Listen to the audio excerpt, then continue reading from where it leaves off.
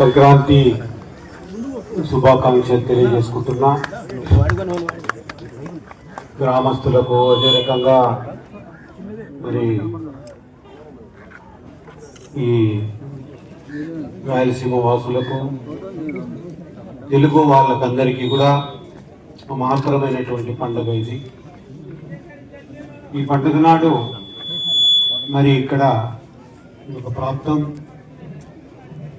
శివునికి నా ఇంట్లో ఉన్నటువంటి మరి మారేడు దళాలు తీసుకొని వచ్చి అభిషేకంలో పాలు పంచుకోవడం చాలా మరి అదొక పెద్ద ప్రాప్తం మాకు.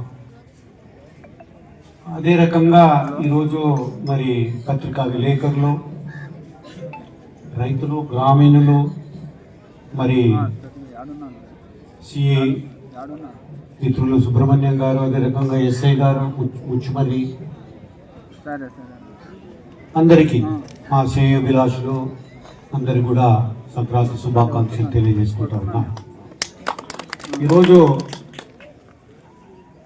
మరి సుబ్రహ్మణ్యం గారు ఇక్కడ ఉన్నారు, నాతో పాటు ఇక్కడ వచ్చారు. ఆయన పేరు మొన్న ఆళ్ళగడ్డ దగ్గర దాదాపుగా 150 కోడి దూడలు, అదే రకంగా ఒక 50 ఆవులు అన్ని ఎక్కడికో తీసుకెళ్తా ఉంటే పట్టుకొని మన ఏరియాలో రోలపాడులో ఇక్కడ కలెక్టర్ గారు మరి ఆ కంటైనర్లు తీసుకొని వచ్చి ఒప్పచెప్పి వెళ్ళారు.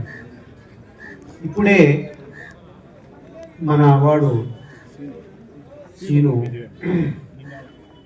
చాలా ఇబ్బందిగా ఉంది నీళ్ళ విషయము, కొంచెం నీళ్లు పెట్టమని చెప్పండి, ఒక 4 పైపులు వేసి అక్కడ కుంట మాత్రం ఉంది, అక్కడికి నీళ్లు వదిలితే ఈ పశువులకు మేలు ఉంటుంది. తర్వాత పశుగ్రాసం కూడా చాలా ఇబ్బందిగా ఉంది అని చెప్పి పాపం చాలా బాధపడుతూ చెప్పాడు.